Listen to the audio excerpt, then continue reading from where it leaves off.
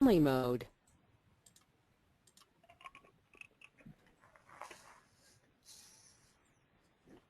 Thank you, everyone, for joining us for another Learning Lunch hosted by FormatApproved.com.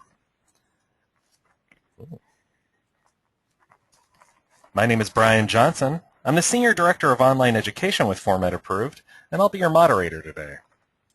Today's Learning Lunch will cover Business Associate Armageddon. The time is now. We're joined today by Mike Semel of Semel Consulting. Mike is one of the top HIPAA experts in the country, and he works closely with both covered entities and business associates to implement HIPAA compliance programs. He's also a valued partner of Format Approved and author of our HIPAA training courses. You couldn't ask for a better expert to address today's subject, so please listen up and have your questions ready.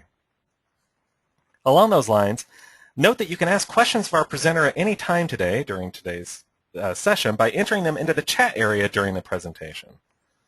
In the second half of our session, we will address as many questions as time allows.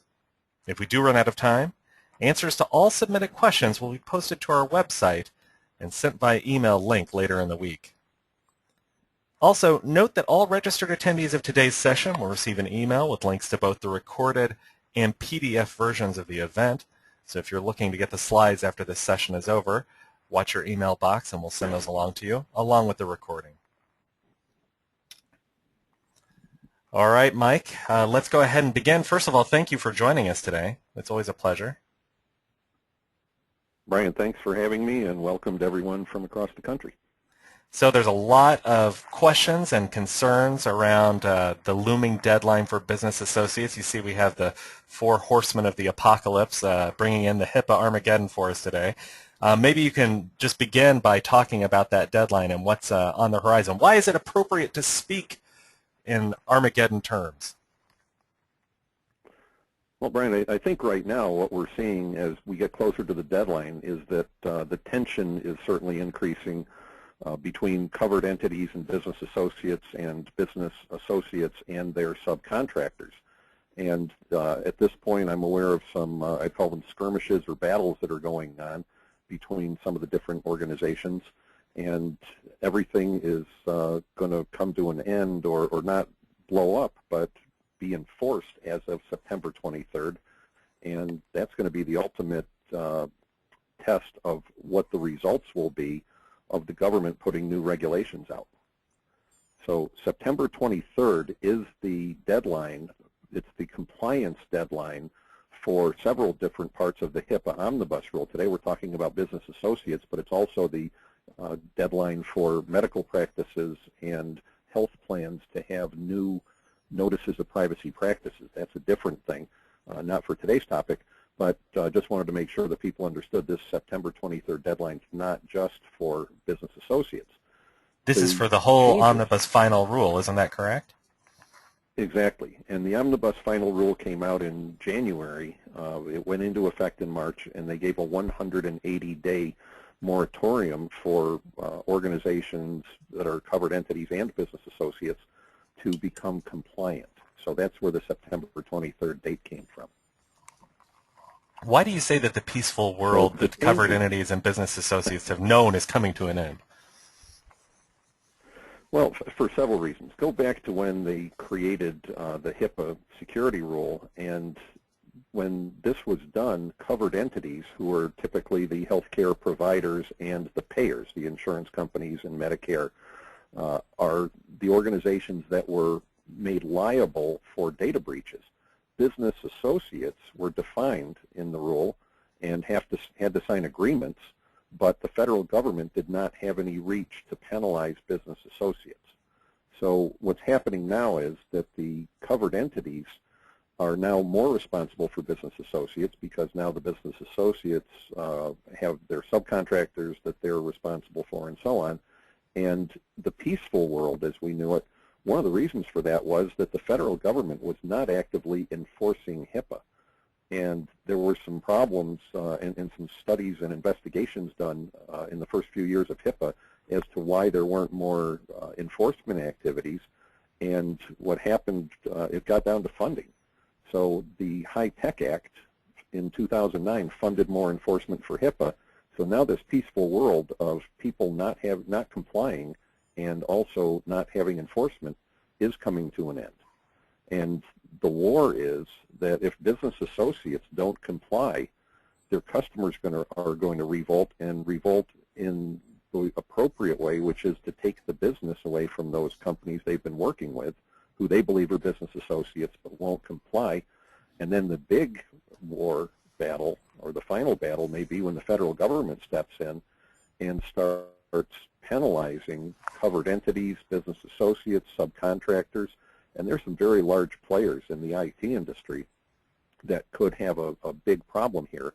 And once that happens, it's going to send a message to the world that compliance is a new reality, just like security in airports and in other things that we do. I went to the Pro Football Hall of Fame induction in Canton, Ohio on Saturday, and the security was incredible. There were guys with scopes and rifles. We went through metal detectors going in, and that wouldn't have happened years ago. So I think what we're seeing in the IT industry, or in the healthcare industry and the IT industries, is that things are really changing, and people have to now accept it and get on with it and change the way they're working. So for people who don't know, just what is a business associate, and how has the definition changed a little bit in recent time?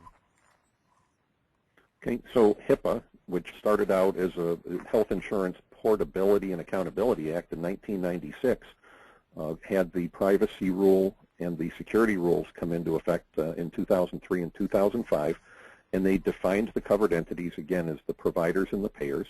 They defined business associates as entities. Could be a person, for instance, a contracted transcriptionist, or it could be a big company that comes in contact with protected health information, but they're not covered entities.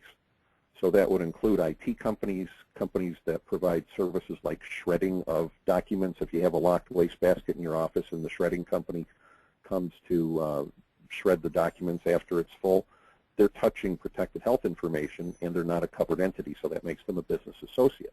IT companies touch protected health information, electronic protected health information, in the course of their work, whether they're supporting a healthcare organization, like if they're an EHR vendor, electronic health records vendor, or if they're an IT infrastructure company that maintains a network, or if they're a manufacturer, like all the big ones, Hewlett-Packard, Lenovo, Dell, and so forth, including Xerox and other copier companies who send repair technicians in because the devices that they're working on often have hard drives in them, and the hard drives contain protected data. So those would be business associates.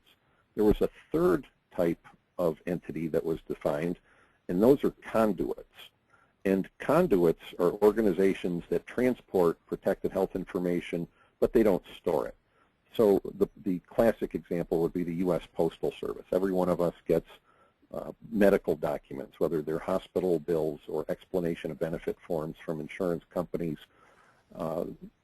The post office transports that information, but it's in sealed envelopes, and it's only in their possession long enough to deliver it. So even though it may sit in a warehouse for a few hours from one truck to another, it doesn't, it's not stored there.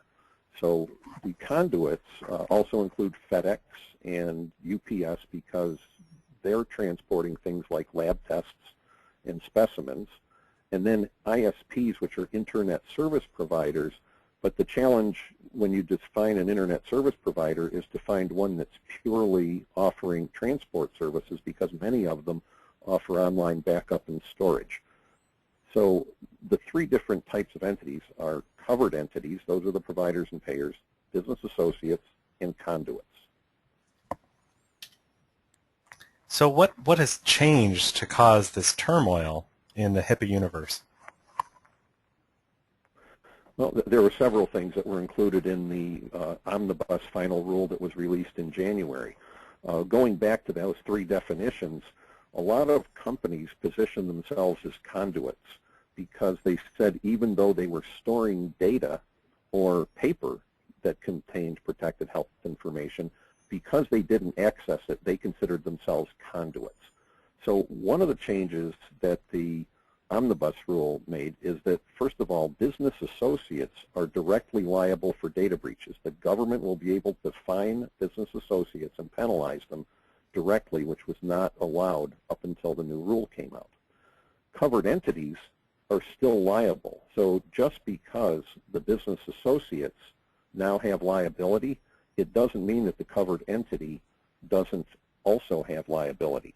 So if you look at a chain, you have the patient at one end of the chain, and then linked to them is the covered entity. That could be their doctor's office or their insurance company, and that covered entity is responsible for protecting the patient's data. Now, the business associates that the covered entities work with are another link in the chain, so they're not directly linked to the patient, but they're linked to the covered entity that is linked to the patient.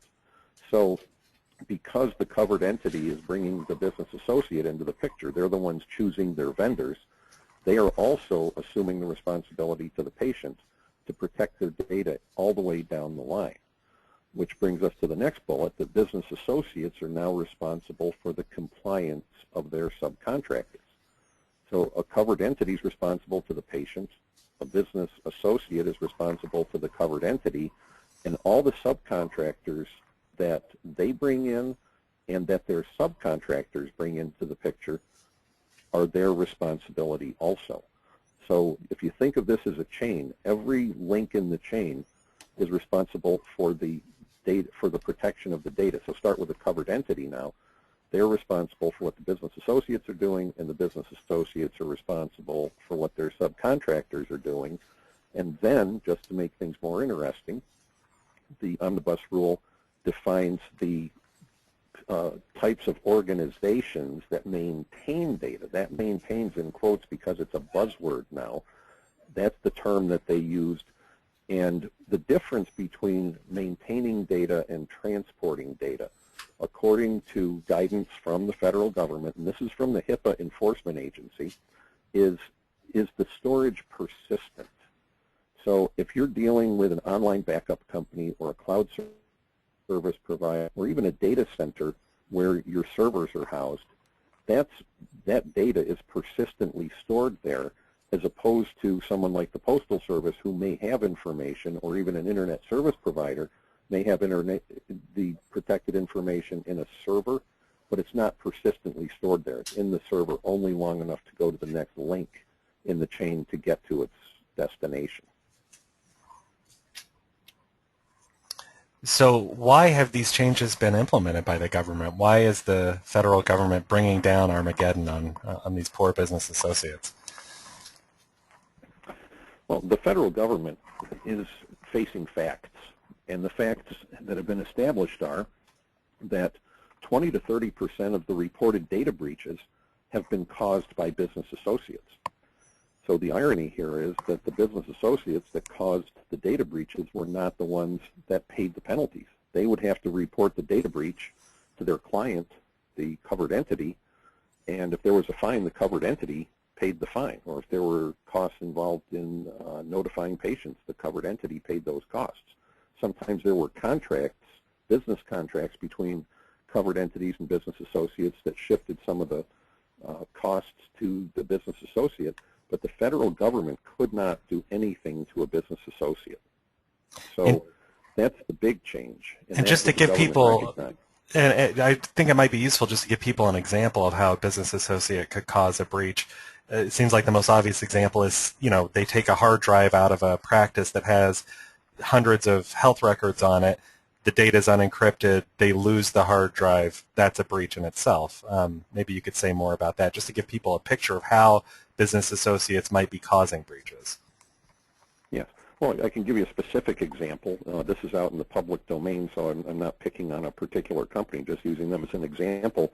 Last fall, a company called Omnicell that makes drug distribution carts for hospitals had a technician go around to 3 different healthcare organizations and download data from their drug carts into his laptop. And in November, the laptop was stolen, and they had to report to these 3 healthcare organizations that they breached 68,000 patient records. So Omnicell was a business associate to the healthcare organizations. Their technician was the one that moved the data onto an Omnicell laptop, which was lost. Now, what's interesting about that incident is that the healthcare organizations had press conferences to, first of all, acknowledge what had happened and tell their patients that they were going to help them and help protect the data, or help protect the patients now that the data had been breached. And in those press conferences, the healthcare organizations said that they were upset with Omnicell because Omnicell had put in a contract with them that they would only store patient data on encrypted devices. And this laptop that was stolen was not encrypted. So it was definitely a reportable data breach based on the HIPAA data breach law. So there's some lessons that can be learned from this. First of all, this contract was negotiated that said that the data would only be stored on encrypted devices. So my questions were, did the people that negotiated that contract communicate that information within their organizations so that it could be carried out? For example, did Omnicell tell its purchasing department that all the laptops that were being bought for field service technicians had to include encryption? Did Omnicell tell its IT department that the only laptops that could be deployed to field service techs would have encryption on them? And did they educate their field service techs that they were not to move any patient data onto a device that wasn't encrypted? So that was Omnicell's responsibility, I think, to negotiate or to communicate what was in the contract within its own organization. But I also think that these healthcare organizations had some liability here, had some responsibility. I'm not a lawyer, so I'm not going to get into legal liability, but I think, as a layman, they had responsibility that if it was put in the contract, what did they do to ensure that their business associate was complying with the contract? So forget the new omnibus rule, forget the September 23rd deadline. Even last year, before this was announced, the business associate had an obligation to the covered entity to protect the data. And in the case of Omnicell and their clients, they had said that they were only going to use encrypted devices. What did the clients do to ask for any proof and to audit that that was even happening? So that's a good example of how a business associate can cause a data breach and create a lot of turmoil in the healthcare and IT industries, because one of the main things is that I think that it creates a mistrust between the different partners. The other changes in here, Brian, besides what the example that I just gave, is that the government's recognized that more electronic health information is stored in data centers, and many of the electronic health record providers offer a hosted solution, which means that you don't have servers on premise at your office, but you're going through the internet to connect to your patient data. And when we talk to healthcare providers and we say, where is your data? They'll give us the name of the electronic health record system they're using, but they can't tell us, even the city or state or country for that matter, where their data is stored.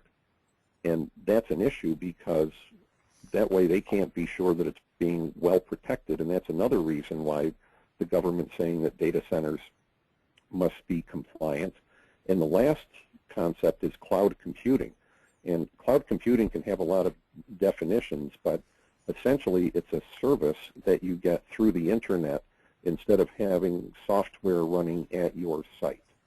So cloud computing could be a hosted email system where you go through a web interface to get to it. It could be an application program like a word processor or a spreadsheet that you get to through the internet. And that's a growing way that the IT business or the IT world is doing business, and the government recognizes that and knows that the data, again, it may be protected data that's attached to an email document, may be stored in a data center that is not controlled by the covered entity, and that's why they're going to enforce this on the business associates. So they're really saying that the buck has to stop with anyone who has that persistently stored PHI. They've got to acknowledge their HIPAA obligations, and they've got to take the steps necessary to be compliant. I want to remind our audience that they can ask. We've already got a number of questions, and that's great. Keep asking your questions. We'll save those for the end of our presentation and pass them on to Mike and get you your answers. But let's continue for now. So are business associates just filled with joy? Are they singing in the street by the new regulatory landscape? Or what is your perception of how things are going out there? Well, there are only a few that are out in the street singing and dancing.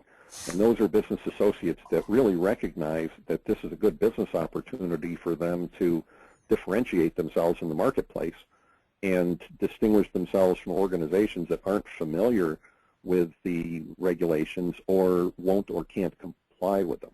So it's a way for certain business associates to step forward and offer product services to their clients or to prospects that are different because their method of going to market is to say to a covered entity or another business associate, we understand these rules and we're going to help you comply. Now, they're in a minority. Many of the business associates that I've talked to, first of all, don't even acknowledge that they're business associates. But the ones that do are angry, and they're angry in the same way that doctors' offices and hospitals and insurance companies and other folks have been angry for a long time by believing that the challenge here is a burden, it's unnecessary, it's an expense, and it's all a negative to what they're trying to do, which is to provide health care or to provide health insurance payments. So there's some anger out there, and I deal with it a lot with people to let them vent. But what it really gets down to is that these rules have been around for a long time for covered entities, and many of them still don't comply with HIPAA. They had to comply with the privacy rule back in 2003, 10 years ago, and with the security rule 8 years ago. So when we talk to healthcare providers and ask to see their risk analysis, for example, which is the very first requirement of HIPAA, and they don't have it, that's not new. That has nothing to do with omnibus. That's a rule that they were supposed to comply with 8 years ago. So the government, by now saying they're going to enforce HIPAA, is really kind of catching up on 8 years of negligence or lack of resources. I think negligence would show some bad intent, but I think the argument was also that it's simple lack of resources. They didn't have the money and the people to enforce it, and that was all funded in the HITECH Act. But the real problem is that some people simply don't think this is the right thing to do. They don't value the protection of health data. And the release of health data has hurt a lot of people over the years, the public release of their information or the use of their information to commit fraud. So when we're dealing with healthcare providers, we'll ask questions like, do you share needles between patients? Do you touch patients with unwashed hands? Do you not wear gloves or masks when you perform surgery? And they look at us like we're crazy in the sense that, well, of course we use those universal precautions to prevent the spread of disease because we have to protect the patients and also protect themselves. Just personally, my view is that protecting the data, the medical information about a patient, is the same as protecting their health. It's a philosophical argument which is not worth having because there are regulations that require healthcare providers to do both. But this is not just something that's a philosophical argument. It's something that we've seen more enforcement in the last 2 years, and going forward after the September 23rd deadline, we're expecting to see a lot more enforcement, which means you can't ignore it. We work with a lot of companies in the IT world, and the data centers and the cloud service vendors are still denying that they have to comply. Some are saying, well, we don't access the data. I was at a conference last week, and a cloud service vendor said that their attorney told them that they could put a disclaimer on their website saying that they don't accept protected health information, and therefore they don't have to comply. And that's totally wrong. I'm not going to argue with an attorney who is trained and paid to argue, but the rules clearly say that if you're providing the service, in other words, if it's the act that you're performing And in the case of a cloud service vendor, they really can't stop, or they can't tell what data is coming into their system. So under the new rules, they have to assume that it's protected data. And some of them have said, well, we don't deal with healthcare clients.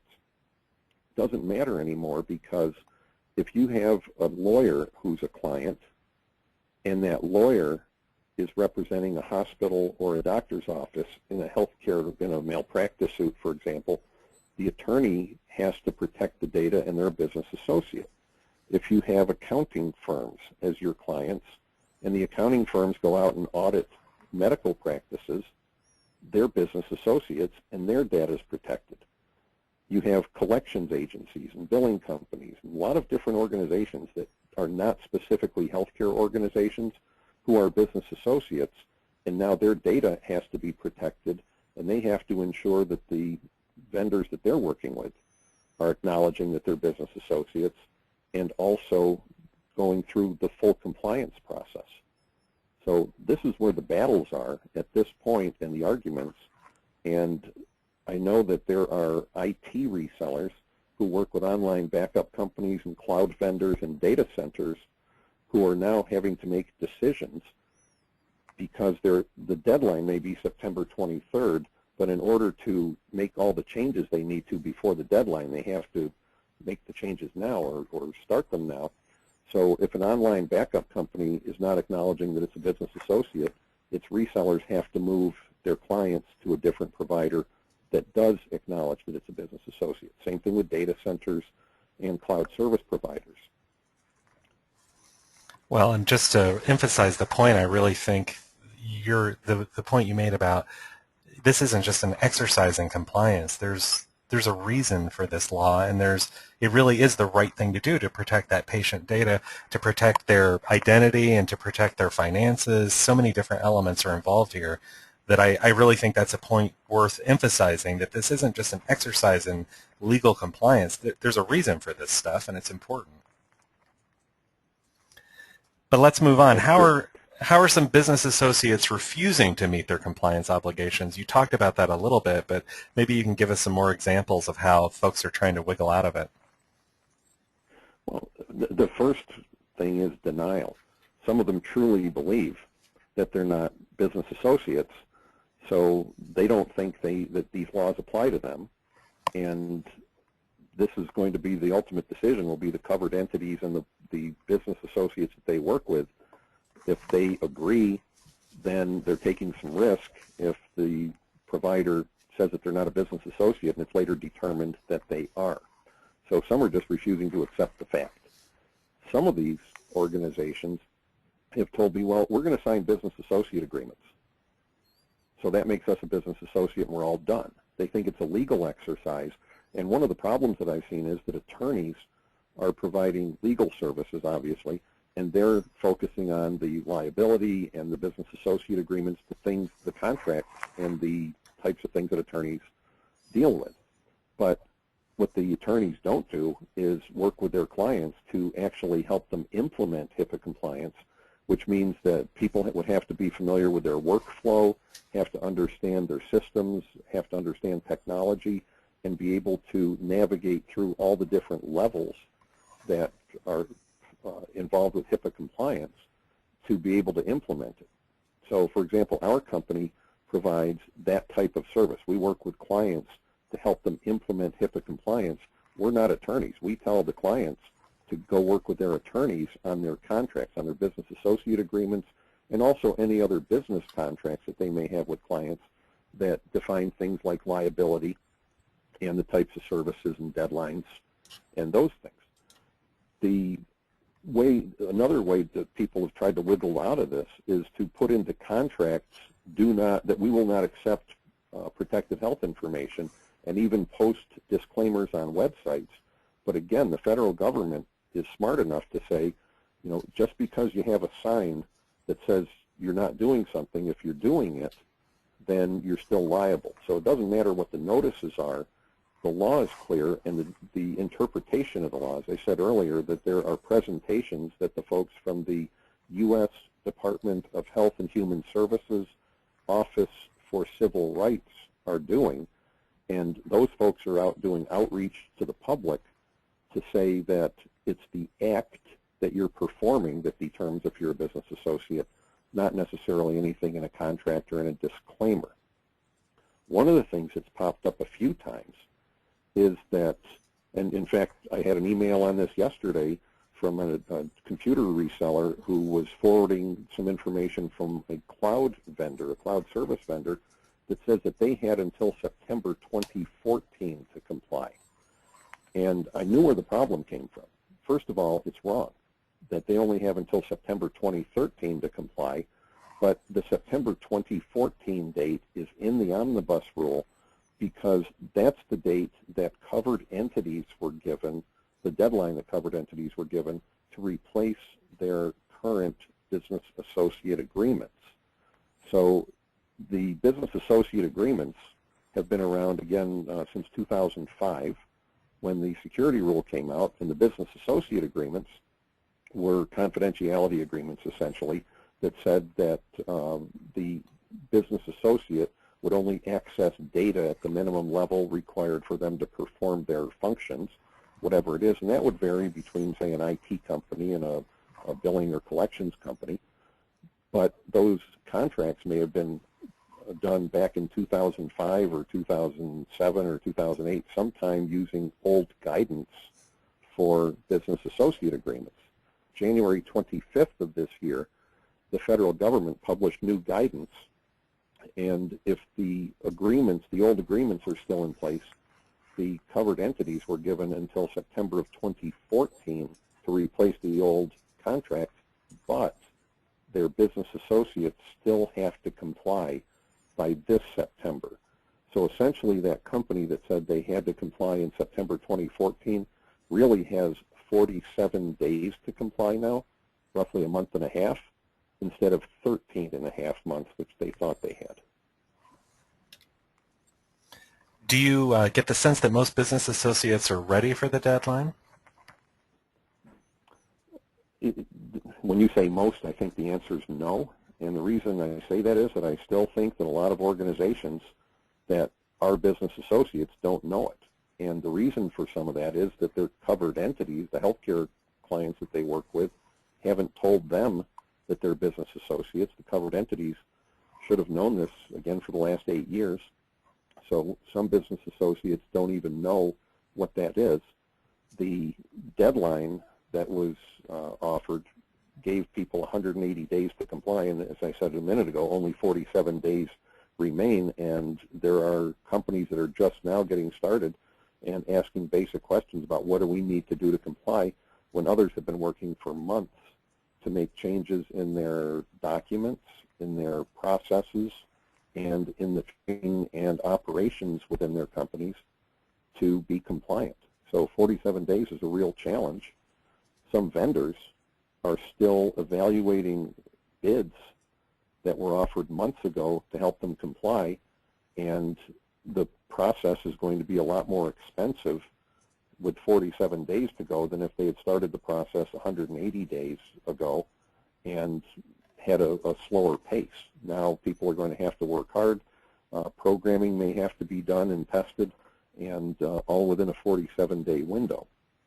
And then many of the business associates still have to sign the agreements, train their staff, implement compliance.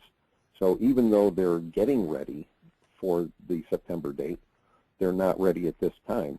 And that's not a violation. I mean, the September deadline will be the point where compliance is enforced, but people should be pretty far down the line at this point, knowing what they have to do to comply, as opposed to, you know, just starting to ask the questions now, how do I start this process? What are some challenges that healthcare providers should keep in mind around this approaching deadline? Well, if you go back to the concept of the chain, Brian, the providers, the healthcare providers, know their patients who are directly in front of them in the chain, and they know their IT service providers who are directly behind them in the chain. What they may not know is who the IT service providers are working with, and as you go down the links in the chain, exactly where their data is being stored. One of the requirements of HIPAA, the first requirement of HIPAA, in fact, is a risk analysis. And one of the things that you have to identify is where your electronic data is stored. And then you have to identify the means that it comes in and out of your organization. So if you're working with an electronic health record vendor, for example, they may own their own data center, or they may rent space in a large data center, and you may not know where that is. So one of the things that we do when we're doing a risk analysis for a healthcare provider is to talk to their vendor. If they're using a hosted solution, we have the vendor tell us exactly where, what cities, for example, the data centers are in, and get us some information about the data centers to make sure that they are secure and that they're going to comply with HIPAA, because the covered entity that has purchased that electronic health record system ultimately is responsible for any data breach, for instance, that could occur in a data center. If it wasn't secure, or if a privileged employee went rogue and stole equipment or something like that, that could be a data breach that would be beyond the people that the covered entity, the healthcare provider, even knows exists. So the healthcare providers, even though they aren't working directly with the companies that are further down the chain, like the data centers and the cloud backup providers and so forth, they need assurances from their subcontractors or from their business associates that the subcontractors will be compliant. And here again, we've got 47 days that this has to be done, but the healthcare provider needs to know that their business associate will be compliant in 47 days, that the providers that the business associates are working with will be compliant in 47 days, and the subcontractors that work with the providers that the business associates are working with will be compliant in 47 days.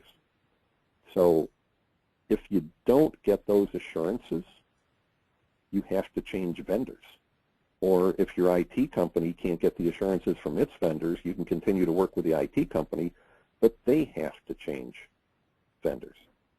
One of the things that I've seen recently is organizations, companies, that are saying that they're HIPAA compliant. And if you go to their websites, they have a section on HIPAA compliance. Some of the telltale signs that they may not be ready are that when you look at documents that talk about their HIPAA compliance, they were produced several years ago. So they don't talk about the new rules and the HIPAA omnibus requirements for business associates and subcontractors. So these companies are out promoting themselves as HIPAA compliant, but when they're asked hard questions and they're asked to do things like sign business associate agreements, some of them won't do it. So they say that they're compliant, but they're really not compliant. You have to ask some hard questions and ask for some real documented proof that your vendors are truly HIPAA compliant and are going to meet the deadline. The other is that some of the vendors have said, well, we're going to do it ourselves. The federal government, in the guidance for the meaningful use program under a risk analysis, the question was asked, can we do it ourselves? And the government said, well, if you're a small practice, you may be able to use the guidance materials that we've created. However, if you want a risk analysis that will sustain scrutiny, and that means an audit or an investigation, then you should hire an experienced outside professional. That's in a document from the Office of the National Coordinator. So when companies are saying that they're using their staff, and these would typically be technical engineers or people that have some background in compliance, but keep in mind, these are IT vendors. They're not anyone that necessarily has done business in healthcare, that they're using their staff to try to learn what they need to do in a short period of time to be compliant with HIPAA. Now, I'm not saying it can't be done, but I can tell you that the knowledge that you have to have includes the regulations themselves. You have to understand what HIPAA means when they say you have to do things. HIPAA doesn't give you a lot of guidance on how to do things. That's a common complaint that I hear. When it says we have to do a risk analysis, how do we know what it means? So the government has another department and another agency. So under U.S. Department of Commerce is an agency called NIST, N-I-S-T, the National Institute for Standards and Technology. And they publish a guide on HIPAA compliance. So it seems easy. All I need to know is the HIPAA rules, and I can go and get this guide. Well, the problem is that the guide has some sections that are pretty short because they reference other documents. So, for example, on the risk analysis, the guide says, here's some basic things you need to do for a risk analysis, and we have another document which happens to be 95 pages with more guidance on a risk analysis. As you go down through the different sections of HIPAA, some of these documents, these supporting documents, are hundreds of pages. So you could have to read thousands of pages and still try to understand what HIPAA is really asking for. And then the last thing that you have to find out and have to be knowledgeable about are, how is this being enforced? So there have been issues with things like the risk analysis. And the risk analysis, again, is the first requirement of HIPAA. So when an auditor comes in and sees that it isn't done or it's not current, that's a very easy way to stop right there and say you're not in compliance. So many of the resolution agreements that come out after or that come out as part of a HIPAA enforcement include that a risk analysis either hadn't been done or it wasn't current. And in one of the enforcements, the agency, it was a state health department, that had to pay a $1.7 million fine because a hard drive had gotten lost. And through the investigation, the government said that a risk analysis wasn't current and other basic components of HIPAA weren't being complied with. The chief information security officer was interviewed and said that he was a little frustrated, I think that's a fair statement, because he was told that his risk assessment wasn't current, but there was no guidance in HIPAA that said how often you had to do one. And the answer was, yours still isn't current. So the guidance that is now pretty clear, and they said, just for the people on the call, that a risk analysis should be done at least once a year. So you either conduct one or review one. If nothing's changed in your environment or in your the software you're using or any of the tools that you're using, you could review last year's and document that you reviewed it and that there are no changes that require changing the risk assessment. However, they also said if something happens in less than a year, in less time than a year, that's significant, and again, significance of a subjective word, subject to interpretation, but I would say that if you moved your your electronic health record system from being on-premise to something that's hosted in the cloud, or if you moved your servers from your local office, your healthcare medical office, to a data center, that would be pretty significant. That would require a change in the risk analysis. So basically, a risk analysis has to be done annually or reviewed annually, but also updated whenever anything changes. So that you need to understand the HIPAA rules, the NIST guidance, as well as how HIPAA is being enforced in order to really create a truly compliant environment. And right now, again, we have 47 days to do this. So, you know, if companies are using their internal staff, then they may not be meeting that standard that the Office of the National Coordinator set, which said that if you want to have a document, have a risk analysis done that will sustain scrutiny by an audit or a breach investigation, that you should hire an outside professional with experience.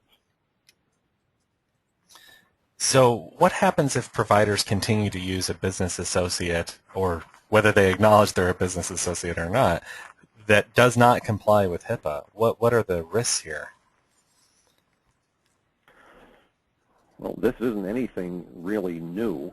This goes back to a basic concept of HIPAA, that if data is accessed by someone that's not authorized to see it and doesn't agree to protect it, that's a data breach. So this is not a gray area, that if you're going to provide patient data, which by law is protected, to an organization, or if it's going to an organization that does have a business associate agreement, HIPAA compliance, and then they provide it to a vendor, for example, that hasn't signed a business associate agreement, And even if they haven't implemented HIPAA compliance, that's a data breach. And now you start getting into the data breach penalty can reach $1.5 million per incident, and incidents could be stacked up. So if a computer reseller has 100 healthcare clients using an online backup service that is not compliant, it's possible that the government is going to say, well, it's $1.5 million per incident, and you had 100 incidents. So there's no insurance, there's no way that anybody could ever pay that kind of bill. I think the answer is that you'd go out of business. Not to mention the fact that your company name would end up being publicized on the federal websites and in the press as having caused that kind of breach. So once a breach occurs, the patients all have to be notified, and if you can't figure out whose patient data may have been on a device that was lost, you have to notify all your patients. And if you can't notify them because their addresses have changed or you can't, mail is coming back, you have to put notices in the press. So this is one where you really have to become familiar with the notification rules, and I think most healthcare providers are. And there's some really good guidance from HIMA, which is the Health Information Management Association, on data breach management. So there are tools that you can use to help you get through that, and this is also one where I definitely would recommend an attorney, because you're going to be working through some legal issues and liability issues, and you may even want to consider a public relations firm that deals with crisis management, people that have had their reputations smeared or put at risk, to help you navigate through it so that you can come out at the end still with the trust of your patients and hopefully continue in business. So the notification rules and the breach reporting rules in HIPAA say that if it's over 500 records, you have 60 days to report it and to notify the patients. But then in California, for example, they have a state law that has reduced that 60-day reporting period to just 5 days. So this becomes important when you're dealing with your agreements, your business agreements between business associates and covered entities, and also business associates and subcontractors, that you can't necessarily assume that the 60-day reporting rule is going to govern what you're doing, because if you're in California, for example, that's only 5 days. So this is where lawyers come in, and the contracts have to be specific, because you can't have an agreement with a covered entity, or a business associate can't have an agreement with a covered entity that gives you 60 days to respond in a state where the law says there's only 5 days.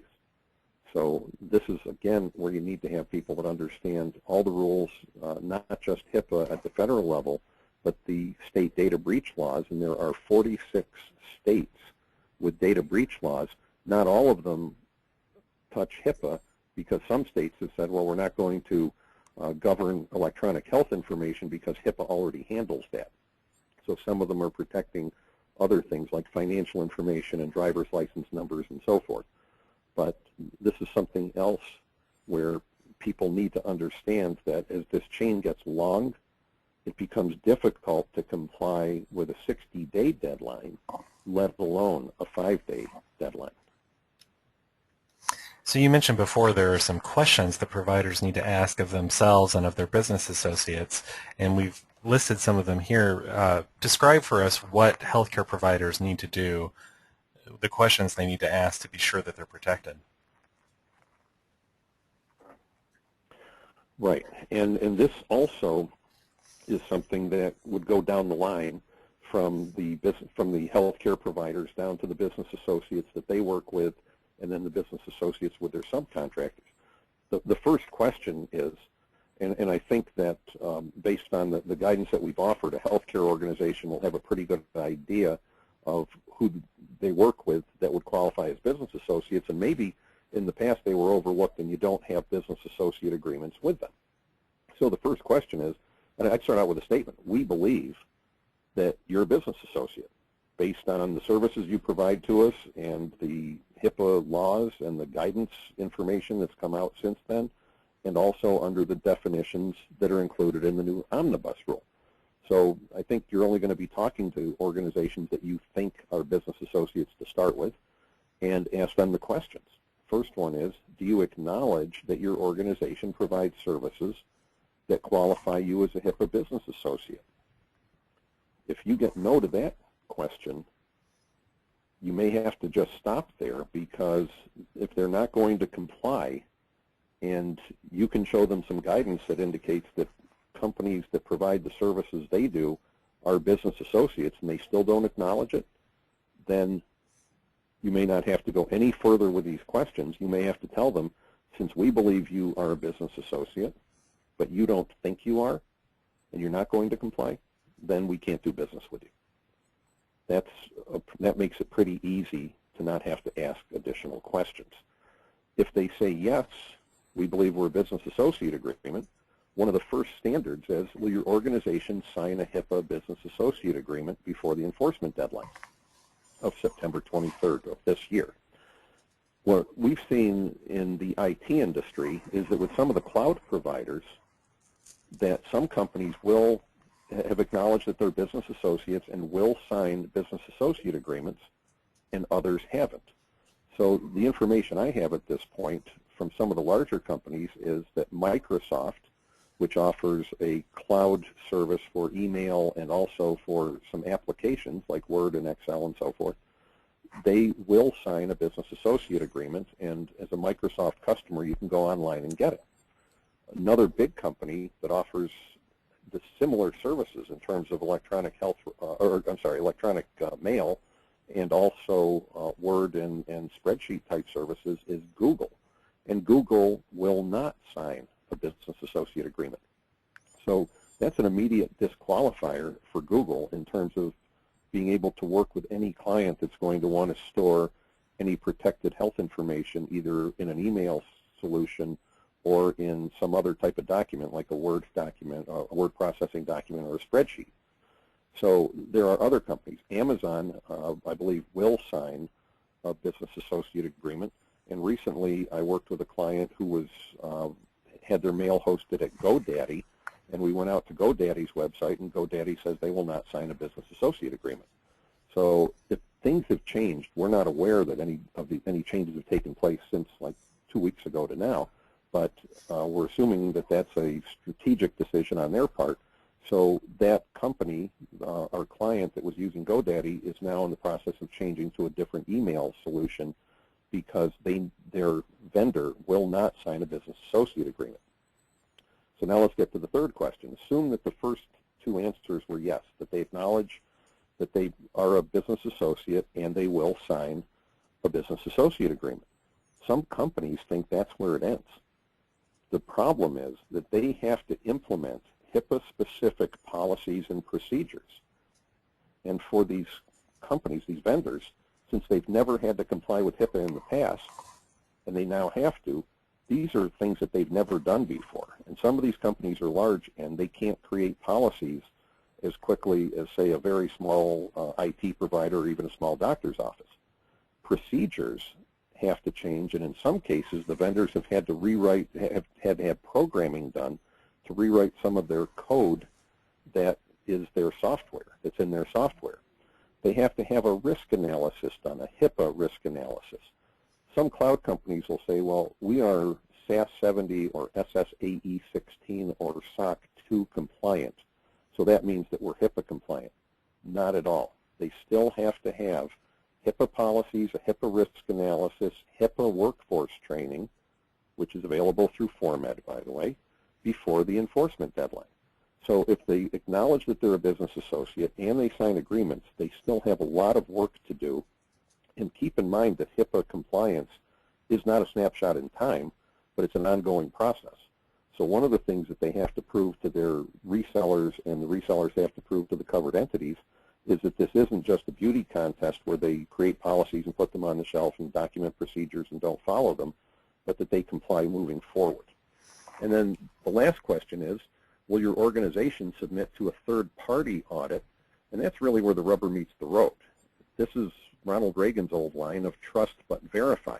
Even if these are businesses that you've worked with for a long time, when you're at risk of $1.5 million per incident of noncompliance, it's a good idea to audit even your close business partners to make sure that they're complying with HIPAA and that it's sustainable.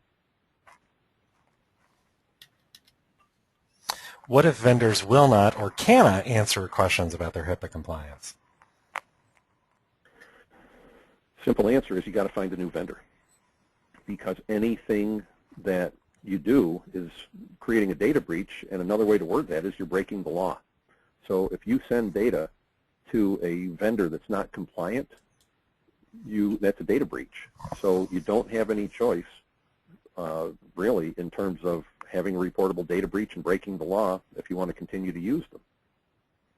And Format Approved has a large suite of training services, compliance services, education, and actual hands-on compliance remediation that's available, so that if you're kind of panicking right now with only 47 days to go, there's some hope for you. Well, we're nearly out of time, so let's move ahead to our last slide. And we're having a little bit of fun here with the apocalyptic imagery, but what will happen then after September 23rd? What do you see coming on the horizon? Well, I think what's going to happen between now and September 23rd is that there may be a lot of business relationships that are changed or even terminated. So the healthcare providers and their business associates are going to have to find new vendors if they can't be sure that they're going to be compliant. What happens after September 23rd, I'm just reading some tea leaves here, is that the federal government has been chomping at the bit because of things like this Omnicell breach, where they could not do anything to a company that breached 68,000 patient records. And there have been other breaches of millions of patient records. So they're going to look for some targets to enforce. You can file a complaint right out on the Health and Human Services Office for Civil Rights website. So if you know that this behavior is going on, anyone can file a complaint. And I think the government is going to maybe look for some examples. So, you know, I mentioned some large companies today. They may be looking at some of those large companies to catch them in violation of HIPAA and make an example. They would also want to look for some small companies just to send a message that they're not only looking for the large ones. So I think enforcement is really going to increase, and that within organizations, if you're in a healthcare organization or a business associate and you've been aware of this requirement for 6 months and you still fail to comply, then your career may be at risk. And just for folks who may not know, the OCR that we mentioned on the slide here, that's the Office for Civil Rights in HHS, and they are the body that is really responsible for enforcement of this. They conduct audits, they do breach investigations, so OCR is really going to be on the ball on this one. Right, and they're also motivated. First of all, they got the funding that they needed to enforce HIPAA, and they hired a former federal prosecutor to run the organization. So Leon Rodriguez is the head of that organization, and he's a prosecutor. He goes after people that are in violation of the law. He's got a lot of experience doing it, and he's motivated. Well, I'm afraid that we've gone over our time a little bit, so we don't have time to answer questions in this session. But as I was saying before, we are going to send out written responses to those questions. We've got a number of them. Many of them are excellent. So we're going to go ahead and pass those on to our expert, Mike Semel. And so I want you to watch your email boxes for notifications when those are posted. We're going to post those to our website. We're also going to send a follow-up email that has resources for you from Mike Semel that will help you navigate this landscape. So I apologize that we didn't have time to get to questions today, but we covered a lot of material in the session, and just watch for the follow-up on that. Mike, I do want to thank you for joining us. It's always very informative to hear about HIPAA and how things are changing. Thank you for joining us for today's Learning Lunch. Thanks, Brian, and thanks everyone for attending. To learn more about our industry expert Mike Semel and his company Semel Consulting, please visit www.semelconsulting.com. I'd also like to thank all of our attendees.